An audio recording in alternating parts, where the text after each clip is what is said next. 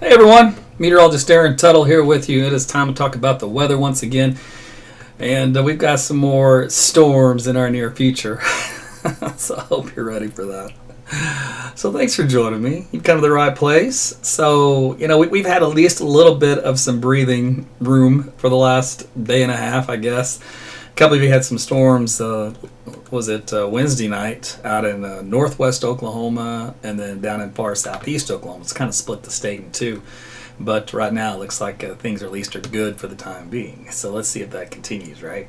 All right. Well, first off, I want to tell you today we finally hit 90 degrees in Oklahoma City. I'm just like, wow. It took a while to get there. So let me show you that. Let's see. Let me get this stuff going up here.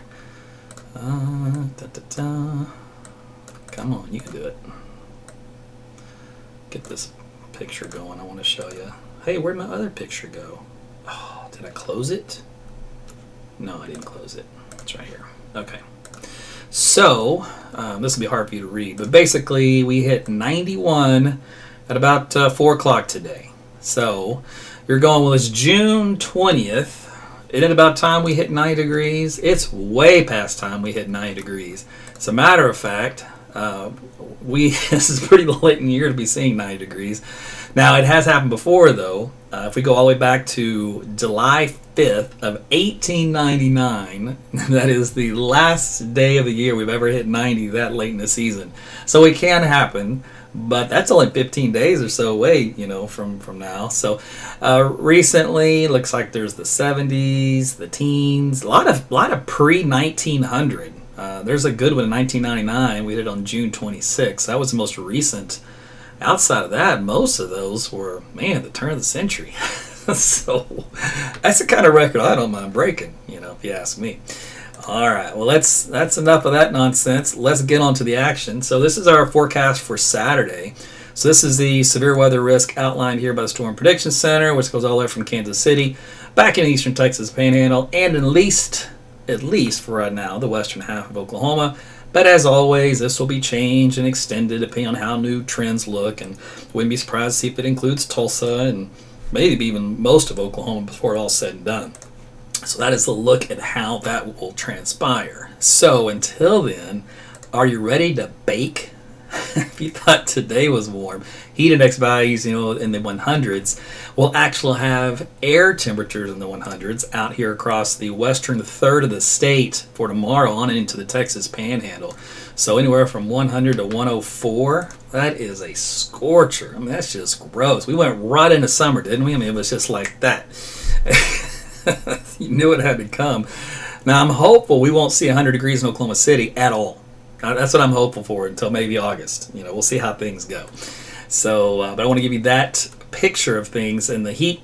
We'll go fast forward from Friday on into Saturday to show you.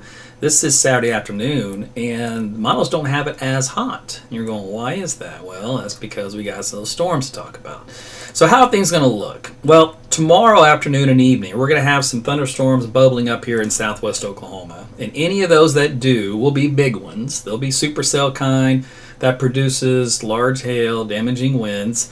If we were to take a look at a forecast sounding, do I have that up here? Yeah, I do. For that area, a lot of shear in the atmosphere. So in other words, a lot of good turning, but really only for a supercell type storm. I don't think that'll be a tornado indicator, only because the cloud bases are way up here. They're at 1,300 kilometers in the height field off the ground, AGL, and that's just too tall typically to get a tornado, even in the summertime. So unless something crazy happens, we should not get a tornado out of it, but hail sizes could be as high as 3 inches or larger, with Cape values 5,000 plus. So we'll see how those storms from northwestern Texas act and behave as they cross into far southwest Oklahoma right around dusk, and then they'll fall apart probably an hour or so after that.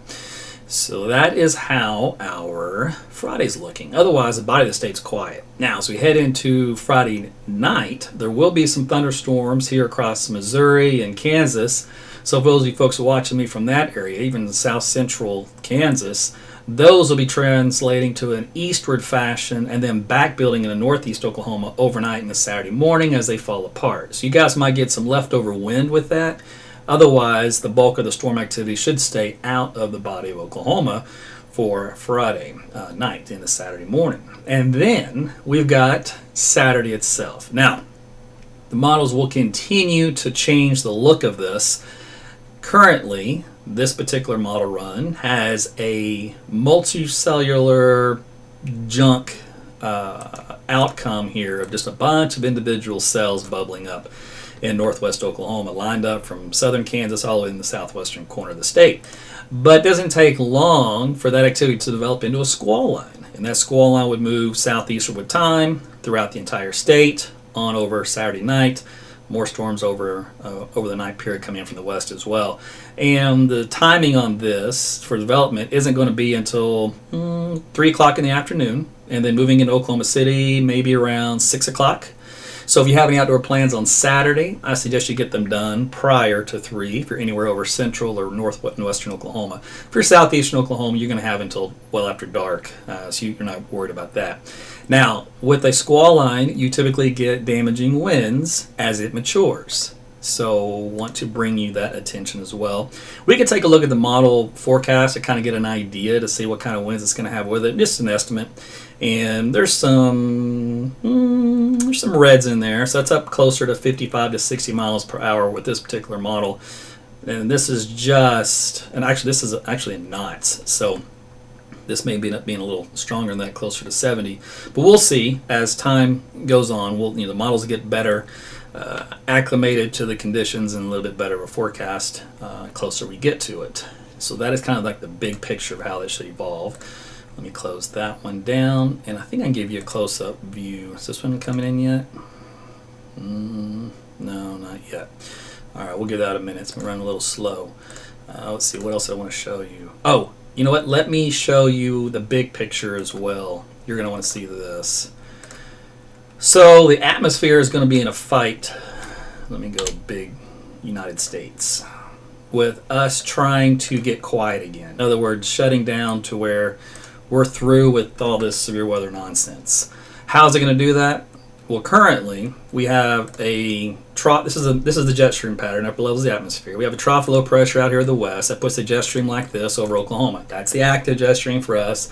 We get little disturbances that rotate through and they cause those showers of storms. All right. Well, as we go through time, that one kicks on through this weekend. It's out of here. What happens in its place? Nothing comes in. Matter of fact, if anything happens, we start to get a ridge developing. And this ridge acts like a block to keep us storm-free. However, there is a little tropical low right here. Might even be called what we call a Tuttle low that develops.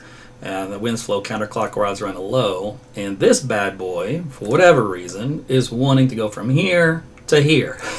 And if it does, it's going to bring back some more rain, assuming that this high over here can kind of move out of the way. So as we animate this through time, let's see what happens. I'm going to go from, this is Wednesday of next week, by the way. There's the high 594 ridge building in. There's a weakness in the trough coming right into north central Texas. So by Saturday, we got a low here and we got a high here. So we're kind of in the battleground. Typically, you get enough moisture with this, enough lift, you'll get a little bit of rain closer into that upper level low. So as this low approaches, we'll probably get some isolated pop-up showers across far southeastern Oklahoma during the mid to latter part of next week and on into next weekend, assuming this low is actually able to make its way in. Otherwise, by far and large, the pattern is really quiet because this ridge extends all up here into Canada and then back down. So if that little Tuttle low hadn't snuck in while this ridge was building over the top, it wouldn't even be surviving. But because it came in before this ridge had a chance to expand across the country, it almost acts like a hurricane situation when you have high pressure aloft, and that allows this thing to kind of keep living right in the middle of it until it kind of rains itself out. Now, it doesn't look like it's got a whole lot of energy with it, so it shouldn't take too long. But out here in the northwestern part of the country, this activity here will be kind of shooting on off into southern Canada. So the end of the month into early July, the active storm track should be up here across the far northern plains into Canada and the northwest. So there's a look at the big picture. So I do have some good news for you overall. If you don't want any more storms and you don't want any more rain and you're sick and tired of it and you're done with it, right? So there you go with that. Okay, so let's go back to the precipitation amounts And let's get you caught up with how much rainfall is estimated according on the computer models. Now, here is an issue where it's just like in all these other past events. You get some of those heavy training storms or just won't stop raining. You can pick up several inches very quickly. So the models have, and they're not going to be good enough to tell you exactly where. The general consensus, so here in all this yellow, is 1 to 2 inches statewide for many areas of state. Exception would be probably in far northwestern parts of Oklahoma and maybe far southeast. But everywhere in between, a good amount of rainfall coming up for this weekend. Of course, where you see the purple, that's where you've got the shadings up around 4, maybe even 5 inches of rain here in parts of central or southwestern Oklahoma. So flash flooding would be a problem with that, and that's something we have to contend with. But the good news is this should be the last time we have to contend with something like that. All right, so let's take a look at the sounding forecast for Saturday as far as the severe weather parameters for hail sizes, that kind of deal. And I think I'll have just pretty much done as far as your weather forecast is concerned. So we'll take this sounding at, let's go here in central Oklahoma before that line moves in. Let's see what it's going to run into as far as the atmosphere is concerned. And this just kind of gives us the potential of what's possible. Interesting.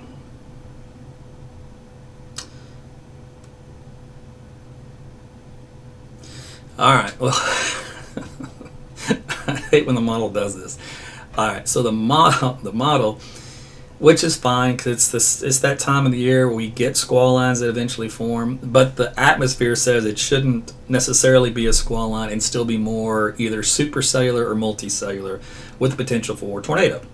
So that's what the actual forecast sounding calls for, with CAPE values up around 6,000, no cap. Let's see, the lapse rates around 7-8 degrees, mid levels. So there's no hail quality matches or supercell matches. That's only because there hasn't been any other similar situation on record to compare them to. Doesn't mean that's not going to happen. As a matter of fact, we should get hail sizes close to, baseballs, something like that, with the worst storms in this environment. Let's see, wind damage, microbursts is a 13. What's downdraft Cape, 1100. So we will translate into a wind damage situation with this. This is the early stage. This is at 6 o'clock in the evening. As it matures and moves southeast, I'll take a sounding here at 9 o'clock as this line runs into that. We'll see how the atmosphere has changed with it. And at the early stages of a squall line, by the way, or when these cells first bubble up, you end up more with a large hail deal, with a tornado threat. And then as time goes on, as that line starts to line out, the cells start to line out into a linear fashion of a line, that then translates, kind of gets rid of the tornado threat, then starts to continue with the hail for a while, and then introduces damaging winds. And then eventually the hail sizes come down and then the damaging winds kick up. So that's how those things evolve with time. In the evening hours, with this squall line moving on through, there's still no quality matches for hail or anything. The shear, though, is still adequate for severe weather. K value is still pretty decent. Should still be some pockets of hail. Still should be some damaging winds. So we'll see how things happen on Saturday evening. But I would just expect a very stormy late period of the day for a good part of the state. And I believe, anything else I want to show you? I don't believe so. I think I got you covered. That was it. All right, so let me look real quick. By the way, you guys watching from YouTube, appreciate that. If you don't know, you can pull up YouTube on your television, the app there, if you have a smart TV, and watch this in HD. I don't know if you want to see my face in HD, but you can. Makes it easier to see a lot of the numbers and stuff I pot up versus just looking at your teeny tiny phone. And if you don't have an app for your TV, you can always use your phone and broadcast that to your TV using Chromecast, Apple AirPlay. Samsung makes Smart View. You can do that through a Roku or some of the other devices. So those are some ideas for you there. All right, my patrons. So I'm also broadcasting on 2 Facebook pages. The main page you guys, most of you are on, and then the closed group Facebook page. So see if you guys have any questions here real quick for me. Scroll through. So Deb, yeah, we've got a quiet night tonight, so don't worry about tonight. No, 90 degrees is not fun, Kimberly, even with the heat index of 108, whatever it was this afternoon. If you've got Boy Scout camp on Saturday, well, they're going to get a taste of what it's like to camp in a thunderstorm. Obviously, I hope that they have some better shelter while that line moves through. It's going to be kind of a wet situation, so it will not be good. I don't know what the alternative plans are in those situations, but right now that's the way things look. Let's see, Tom, you have a funeral. Yeah, if it's outdoors, 5 o'clock, if you're in Oklahoma City, it should just be up to your north and west. You should be able to squeeze it in, but it's a close call. I'd bump it up in time if you could.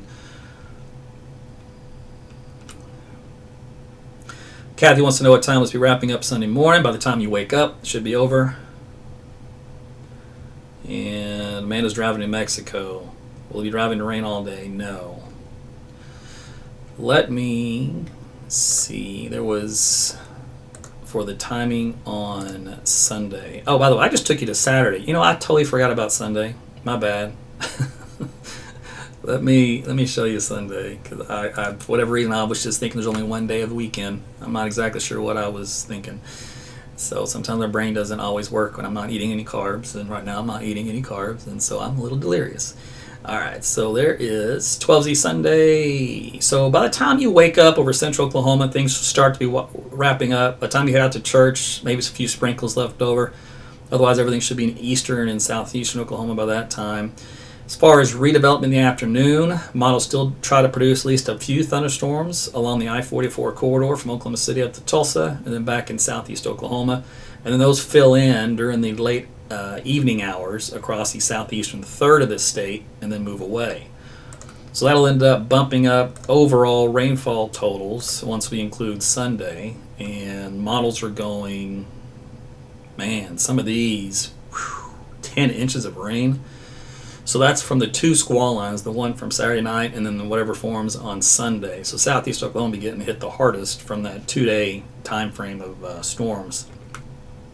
Here in central Oklahoma, depending on how close things evolve, I mean, this model has it close to 5 inches here in Oklahoma City. The other model has like a 2.5 with it just south of us. So it's just splitting hairs at this point. I'd just be prepared for some flash flooding is for this weekend is what I'm trying to tell you. All right, so I'm glad I brought that up and realized what I had skipped today. All right, let's go to my regular page here and let me see what I can do with Facebook comments.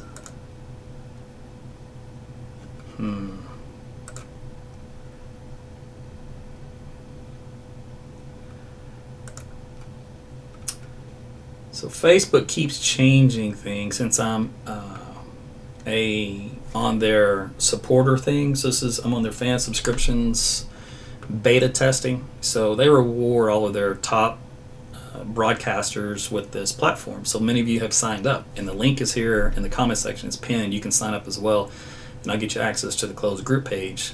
And as things evolve, should be able to isolate supporters versus non-supporters as far as questions go, and answer more questions on the supporter side. They do it after the video has been posted, but they don't seem to be doing it while it's live, at least not on my computer. On my phone it may be different, but they keep changing stuff around. Andy said, Mike Morgan already said we're going to die by softball-sized hail. We'll have some big hail out there this weekend, and you don't want to get caught out in the softball-sized hailstone. Those things can fall at 100 miles an hour, and so if you were to get hit in the head with one, it would definitely be a trip to the ER. You don't put yourself in that situation. I'm late. Can anyone give me... Oh, good grief, Sarah. And you're a supporter, too. I can't believe you're that late to the party. Melissa, I hear you. I don't know why this stuff has to keep messing up our weekends, especially mine. I ain't got time for this. Come on now. Let's see. David, what are you doing in Michigan? What has been your scariest weather experience? Well, if you watch my YouTube video, that's the answer for that one. That was an easy one. How's Dallas area Saturday? Got some plans down there, do you? There'll be some storms in there. I think it was Saturday night from what we get. What time on Saturday in Southwest Oklahoma? So anytime after 3.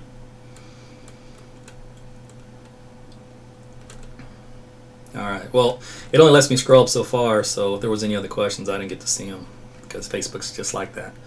Let me check real quick. What was the question? Oh, it was Dallas. Let me go look at Dallas. I think it was Saturday night, but I better double look because I've already forgotten what I looked at 5 seconds ago. What was I doing here? Yeah, Dallas is quiet all the way up through. Oh, it didn't even make it Saturday night. It falls apart at the river. So they won't even get that round at all. They'll have to wait for the second round, which comes in on Sunday. And that won't even be till late afternoon, probably after 5 o'clock. So that's your answer for Saturday. I think it was Rachel that asked that. So Karen wants to know, I thought he was bodybuilding this year. Did he change his mind? Bodybuilders don't ever eat carbs due to leaning out. Boy, you guys are on top of it. Look at you. Why are you not eating carbs? All right, so you want to know the answer to that? So here's the deal. Because of the non-stop weather we've had the last 6 to 8 weeks, I've barely been able to go to the gym. I also haven't been able to eat all of my meals that I'm supposed to be eating, and I had a few junk meals in there. So because of that, it kind of transferred my body from the way it looked to one that was a little softer. Now the weight stayed the same, but the overall look changed. And you have to understand, food is a drug. So food is the best drug you will ever have in your body. And, you know, when we watch those ads on TV, you know, this drug may fix this, but cure this, but cause 10 other issues. Food's the same way. So when I get back on this diet, that'll transfer my body right back to the way it was. But, you know, it took me 6 weeks to get it to go one way. It's going to take me probably 4 weeks to go back the other, because I use all my own tips and tricks I use in my diet guide that I sell you guys. So that will help out. Plus I'm going to go see Jody here soon, so I gotta be in tip-top shape, you know. Gotta look good for the missus. So, but that's me. But the fastest way to lose body fat is to drop your carbs. And when that happens and you don't have any carbs in your system, it's like a keto diet, but my keto is not like what you see, you know, out there in the public world. Mine's high in protein and moderate in fats, and it's certain fats and it's certain proteins, and that causes the body to transform really quick. So all that's in my diet guide if you're interested. There's a post on my main page that sits on there. It might be hard to find at this point. It's been buried. So anyway, that was a sidetrack that had nothing to do with the weather tonight, but good question. And I cannot wait to eat carbs again. Tom, you're funny. Gotta look good for the girl. I'm telling you. Can't let yourself go just because you find somebody of the opposite sex and, you know, you want to settle down. There's no excuse. So for me, it's just what I've been doing. I've been in the gym since I was in my early college days and never stopped. Well, I won't say never. There's been some times I took some time off, but as far as never quitting, always at it and refining, getting better, learning new things. It's a work in progress. So it's 25 years of knowledge and experience. So now it's easy for me. So. And I make it real easy for you, if you're interested. Aw, Jody, you're so sweet. You're my #1 fan. Cleat. This ain't no flexing show. So without me being all crazy cut, the flex probably won't look as good. I don't know if I want to embarrass myself. Should I embarrass myself? I don't know. Let's see. There. Yeah. See, without the cuts, it's not as deep. So you got to get that edge in there. I think I hurt myself with that one. I think I flexed too hard. I pulled my shoulder out of socket. Ouch. I'm getting too old for this. All right. Listen, we've been in Goofy Land for a few minutes, and it's 10:05. I gotta go eat because I'm back on my meal plan, so I gotta get me some shrimp. How I cook it, you want to know? I'll give you a little secret, and then I'm going to bed. So I take the shrimp and I throw it in a pan that's got some macadamia nut oil in it, and I fry that sucker with some like fake butter tasting sprinkles or something. I forget what it's called. It's got like no calories in it. It just kind of makes it taste like butter. It's probably cancer in a bottle, but whatever. And I put some, what I put on there? Some kind of sea salt, something or another. I forget, the little Himalayan pink, whatever that is. Throw that on there, I think I do. And I sometimes put like a little jalapeno sprinkle on there. And I'm sure there's something else I'm missing. Oh, some garlic salt. Anyway, then I fried up both sides for I think a total of, 5 minutes, 6 minutes tops. And then eat it. You can eat it with whatever. So tonight I think I'm going to eat it with almond butter. You're like, that sounds disgusting. Man, it's just fuel for me. I look at food differently. It's definitely cancer in a bottle, actually. Oh, goodness gracious. But anyway, so there's an example, just a meal I'm going to eat before I go to bed. And it's basically heavy in protein, a little bit of fat in it, so that it kind of stays with me for a little bit, slows the digestion, and I sleep like a baby, and I burn fat in my sleep.